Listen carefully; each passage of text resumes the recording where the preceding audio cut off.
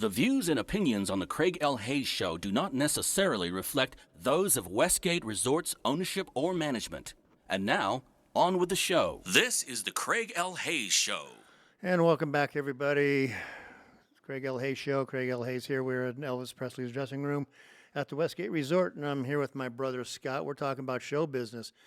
And so far, we've gotten to somewhat kind of in his teenage years and all of our weird upbringing in the showbiz that we were brought up in, and quite the industry that we were brought in. Let's talk about when you're like 13, 14 years old, and your older brother, me, and Talbot, and Bobby decided to put together a mobile DJ system, and we needed roadies. Yeah, that was Brad and Wendell and myself were the unpaid roadies for the KAZZ DJ system. Yeah. And of course, the way I built it, nothing was light. Nothing was easy to move. Everything was heavy, and everything was heavy. It took a lot to work. But once again, here you guys are, 13, 14 years old. Loading trucks. Loading up a U-Haul truck. With speakers and amplifier racks and sound systems and lighting systems and going somewhere in town, setting it up. Somewhere in town, setting up, doing the dance, and then packing up and going home. And then dropping it off. Now, this is like 11 o'clock at night, packing it out, getting it out of there, and being done with it, and putting it back into the storage room, which was Talbot's parents' garage, front room, basically. Yeah. And then you guys got to go out and enjoy what everybody else was doing. Go to Mikhail's or something, and we were generally walking into the restaurant, the Mikhail's or wherever we were at. When everybody else was leaving, we were walking in. Yeah, that's the life of being a roadie, I guess. Yep. And, So I don't remember the days, but like let's say it was a Wednesday. Every single Wednesday. Now you were gone on your mission or married or whatever, at this time, but mainly your mission probably. On Wednesdays we would go hit the record stores, go hit Tower Records, hit Odyssey, go hit whatever record store there was, yeah. And we would buy whatever records came out for that week, whether they were 45s or 33s. Go buy the stuff, and then on Friday or Saturday, depending on whether we had a dance to do or whatever, was record the songs that we had just bought. And it always amazed me. Here we bought especially on 33s, but the 45s, same thing. We would record that song onto tape, on the cassette. Listen to it, make sure the song, make sure it came out good sounding, and then that record would go in the closet, and there it sat. And over the years, the piles of records that would be in that closet, just because you'd only use them one time, and then you would throw it in the corner, throw it in the storage room, in the closet, and then. I would think about it later that, man, there was a lot of records in there one time. Yeah, hundreds and hundreds and hundreds of them, yeah. You might maybe have to go back and re-record if you use the heck out of the cassette, but that was so rare. Usually it was, you recorded a song, generally even off of a 33. Off a 33, there might be a couple of songs that you would record. Yep. But for the most part, there might be only one song on a 33. Of course, the 45, you very rarely ever do the B side, so you only did the A side, and then the record went into the corner, and that was it. Yep, one time. There you go. Yeah, that was the life for all that stuff, and kept that going. You guys did that for a couple of years, and then Talbot went on his mission. Pretty much that was the end of KAZZ. Yeah, that's when Kaz shut down because it was just, that was it. It ran its course. Yeah. And then Talbot, when he got back from his mission, we started it up again, but we did a complete remodel on it. We got rid of all the old stuff and put a new everything on there. New speaker systems, new amplifiers. Everything was going to be brand new. We Yamaha, control. What do I call console? It was just everything Yamaha amplifiers, and called it AMP. Yeah. Yep. I had nothing to do with it at that point. Yeah. Well, you were already gone. You were gone. You. I think that's about the time you headed up to Hill. Yeah, that's about right. That's about the right timeline. So then Hill. Tell us a little bit about Hill, what you did there. I mean, you went into, let's start. You went into the Air Force. Yeah, I went into the Air Force in October of '85. Went through basic training. Then I went to Shepherd for tech school. Learned how to. Where's Shepherd at? Wichita Falls, Texas. Wichita Falls, Texas. Okay. And went to tech school there. And the orders finally came in for us to, where's our first bases? Of course, everybody's excited. Where's your first base? Where's your first base? And I remember I got my packet. Nowadays, I think you get it on the computer, but back then I got a packet of orders. And I rip it open and I look at it. And I remember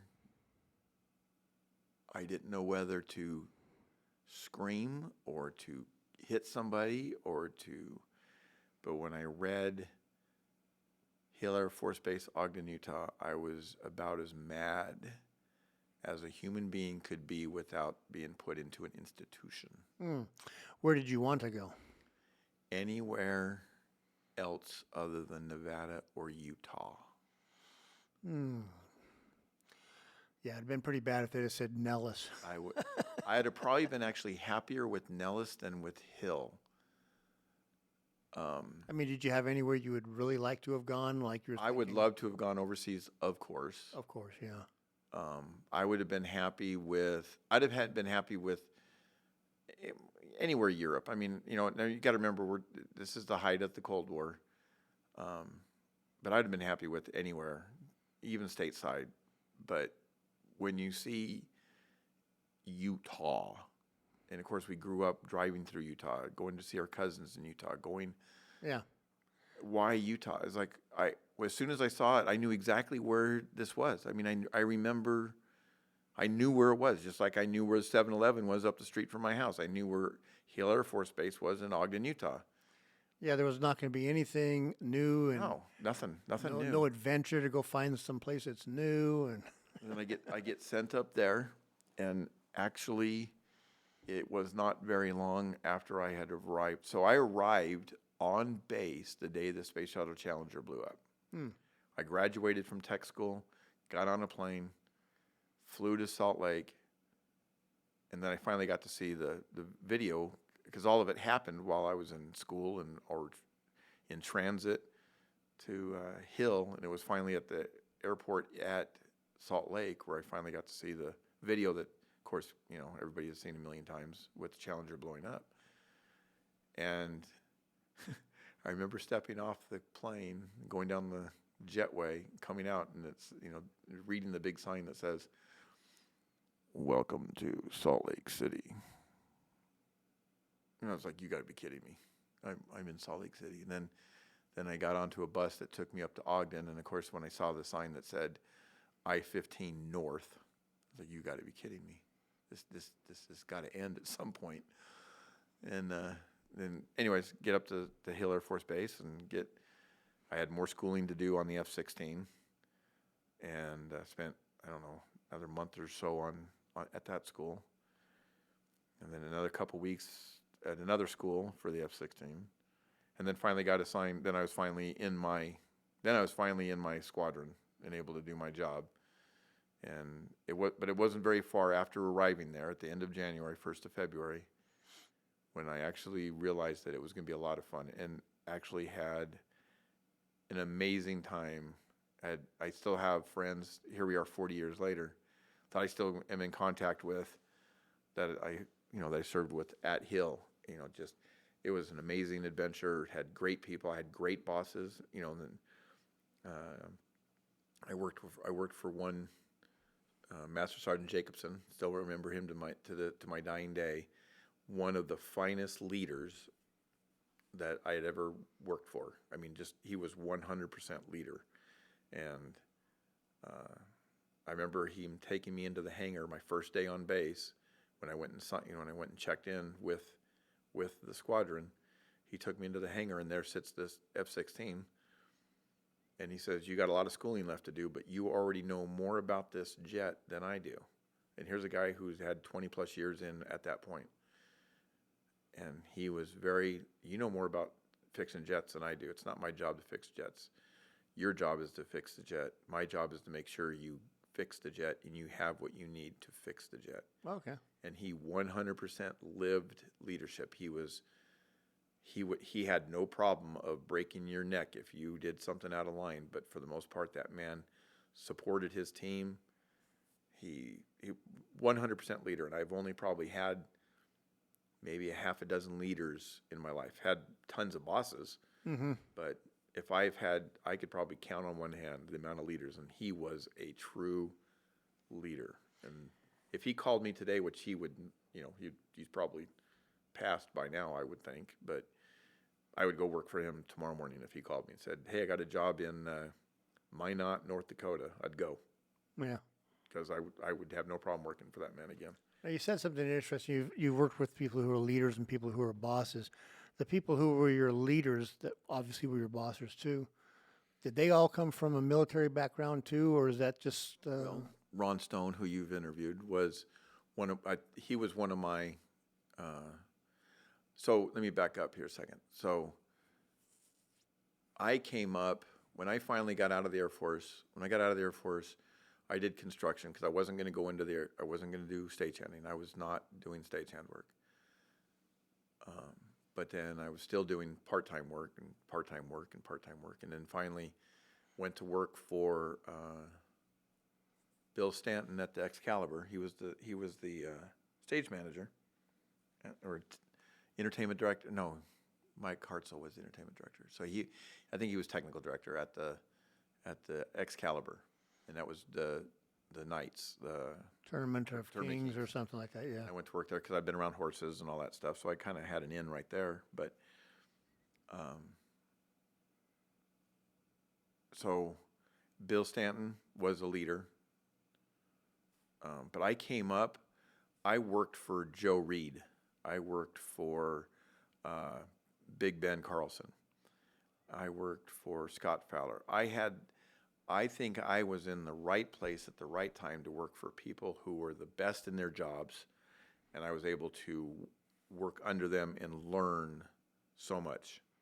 I worked for some great people who had great knowledge and were willing to teach and all the rest of it. But when you're saying leaders, I've had some seriously good leaders in the business, and have had way more not good leaders in the business. Mm-hmm. Yeah, some people have a weird opinion of what a boss means to be. No. Some think it's somebody who's just supposed to sit there and point and say, "Go do that, go do that." No. I think you and I, our leadership skills were learned from Grandpa and from the family and the businesses. The leader means that you're leading, you're out front, you're doing it with them, they're with you while you're doing it too. This stuff of people standing back and pointing and say, "Go do this, go do that." I mean, there's sometimes you have to do that. Now, we both understand that. You get a big show coming in, there's 50, 60, 70 guys on stage. You've got to be eyes on everything, and every single aspect of the show. And you cannot be grabbing guys and going off and doing a project, because now you're not watching everything else that's going on. Yep. And that's just part of it, common sense on some of this stuff. Yep. So the guys that have 5 guys on stage and sit back there and just twiddle their thumbs and tell people, "Well, go do this, go do that," and don't actually jump in and do it. I don't have a lot of respect for that type of thing. But that's just me. That's probably you and I on a lot of this. But let's. So you're working out at what was American Asphalt, right? Yeah, running the rock crushers. Rock crusher. Making little rocks out of big rocks. Little pebbles and big rocks. And I started doing a show change at the DI. And was that the Kutash one? That was, well, I was, Showstopper, wasn't yeah, Showstoppers. it? Yeah. And I think I took was you over doing, there and introed you yeah, to, and to everybody. so the funniest thing about that, was, yeah, you took me in there and we had a long line of guys from the hall. It was just a cattle call, you know, whether you're a carpenter or sound or whatever it was that you were checking in. And Yeah. was it Dick Wood? Dick was the son. Randy. Randy Wood was the boss. Randy Wood was the He was boss. a stage manager. They've been there forever. And I remember in a line, long line of guys, and we're all going in and filling out your W-2s or 4s or whatever the numbers are, and, you know, signing in. And guys are saying a carpenter, electrician, whatever. And there's this guy sitting over there behind Randy Wood, just standing there, just sitting there.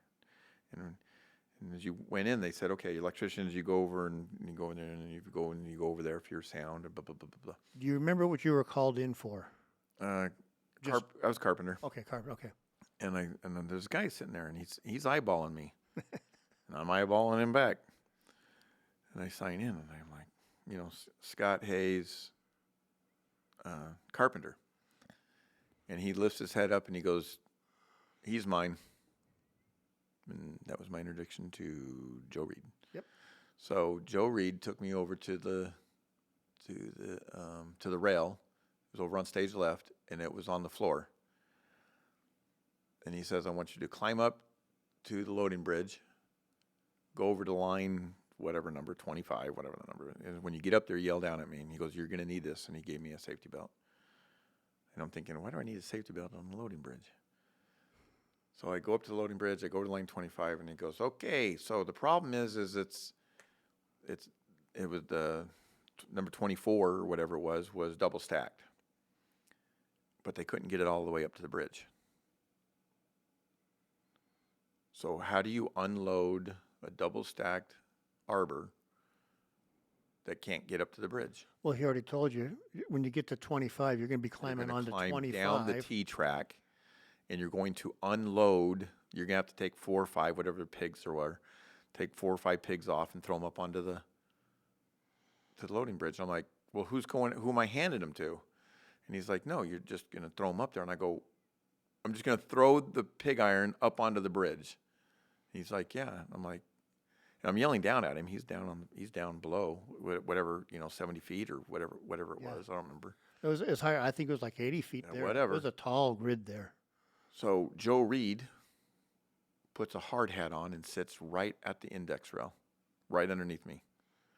And I'm thinking, 30 pounds at 80 feet, hard hat, yeah. 72 miles an hour terminal velocity, almost achieved. But that was my introduction to Joe Reed. I worked for Joe Reed every single day that I was on that stage from that day on. Going to work with much better. No, I mean, I learned so much from him.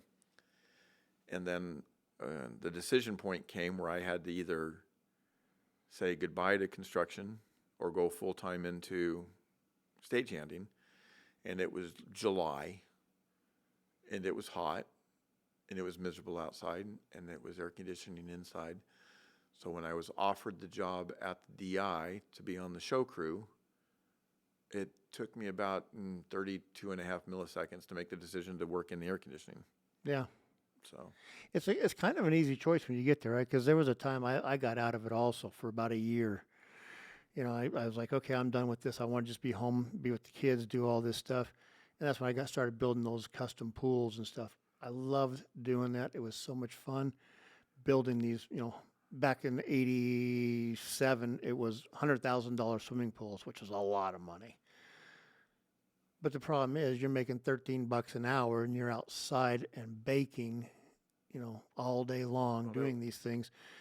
And then when I got the call to go to the Riviera, I was like, yeah, I think I'll go there. Yeah, and I think I was making pretty decent money at the time. This is late 80s, and I think I was making pretty decent money in construction. It was $13, $14, $15 an hour, but of course stagehands were making whatever, $17, $18, $19 an hour at the time. Yeah. And so it was like working inside, making $19 an hour, out of the sun. Yeah, this is not really that hard of a decision to figure out. On top of that, benefits. And benefits, really good benefits. On top of that, lots of hours. You can say, I'm making $17, $18, $19 an hour, But as stagehands, you're going to make so much more than that because you're going to be working nonstop all over the. And then we opened the show, and I didn't make the show crew, which, here I quit my job. I didn't make the show crew, but I was on the relief crew, but I got introduced. That's when I got introduced to Bill Stanton over at the Excalibur because a call went out that they need guys that know horses, and of course I knew horses. So I worked over there in the dirt. That's when I met up with Ben, Big Ben Carlson. And again, now I'm working for a guy that his skill level was legendary. I mean, he could do the stuff he could do was unbelievable. So I started working over there part-time at the Excalibur and part-time at the DI. Then I ended up working part-time at the Bally's in the convention area. So I worked 3 different hotels, usually two times a day, or 2 properties a day, and made fabulous money, different work every single day. It was actually quite enjoyable. And then all of a sudden, being really weird, being on call at all 3 properties, I would work a lot, but then all of a sudden for a week, there'd be no work. But that was okay because all of a sudden we would load up and go down to California or up to Utah or whatever the heck we would go and do for a week, and then come back to work and again work 2 jobs a day for a week or 2, and then it would dry up again. So, and then I went full time at the Excalibur, which had a lot of fun at the Excalibur working with that crew, and working on that crew put me over when they started building the Luxor, and then I went over to the Luxor with Big Ben, and opened up the Excalibur and opened up the show at the Excalibur. I mean at the Luxor. At the Luxor. Yeah. No, there was if you got in good, and a lot of people don't get this, if you got in good on a couple hotels, you could have one full-time job at some hotel and then go do 3 show changes a week. Yeah. When you got off your job. And mine was this place, Las Vegas Hilton, it used to be before it became Westgate. So it was Hilton, it was Bally's and Caesars. Yeah. And they all had show changes different nights of the week. Yeah. So it was like, well, you'd get the call and say, can you be at this place? And you'd literally go make an extra couple, $300-$400 a week, just going and working a 4-hour out at each place. I remember I worked a lot of stars, load-ins, load-outs, whatever, at the DI. It was the DI was probably one of the best houses I've ever worked in. It was a perfect house to work in. And I remember being on stage one day, and it's a Willie Nelson show. And it was super simple. He had just a simple backdrop, probably Jose Cuervo type, backdrop, simple riser. All of the road cases were flipped up on their side or whatever, and it held the gear. I mean, there was nothing fancy. It was bare bones stage. And, it took us a couple hours maybe to load in the band. And after the band did their sound check, I'm over in the wing and I'm looking at all the road cases. cases, and I'm like, this looks like crap. So I go over and grab some duvet, and I walk over and I'm measuring out the duvet, to start cutting it, and I was going to tape it onto the road cases because it just looked like crap, it was beat up road cases. And I'm on my hands and knees, and I'm getting ready to start taping and cutting, and I'm I'm doing my job that I'm supposed to do. And all of a sudden I hear over my shoulder, and he goes, "Hey, boy, this ain't that kind of group." And I look up, and it was Willie. Yeah. Willie tells me, "Ain't nobody here to see that, boy. If they don't like the road cases, we got a whole other problem." Yeah. So I actually use that line all the time when, for the rest of my career, it was like people would complain that they can see something over here, see something over there. I was like, well, if you're looking at that, we've got a whole other problem. That means the show sucks, and we need to reevaluate what we're doing. Because if they're looking at this unpainted wall or whatever the heck they would complain about, it's like, we've got other problems here. We got. Yeah, exactly. But but we all want to black. make it look nice so that it presents nice and you're not distracted. But he's right. You know, if you're looking at if you're looking at his road case, it's all beat up instead of watching him sing and play his guitar. Yeah, I get it. But there's a lot of shows that's exactly what we do. We make it look nice. It's presentable, no distractions. No, that's just our upbringing on that side of it too. And you know, it's just how we were brought up on it, and it's just 100%. you know. So now, so you got to work Excalibur. How long did you work Excalibur? Well, let me see what time we are here before we. Let's call it into this episode, and we'll go back to Excalibur and talk about a little bit of Excalibur, then going over to Luxor because we want to get a full perspective on your career. Okay. Until then, Talbot, take it away. This is the Craig L. Hayes Show. Let's just keep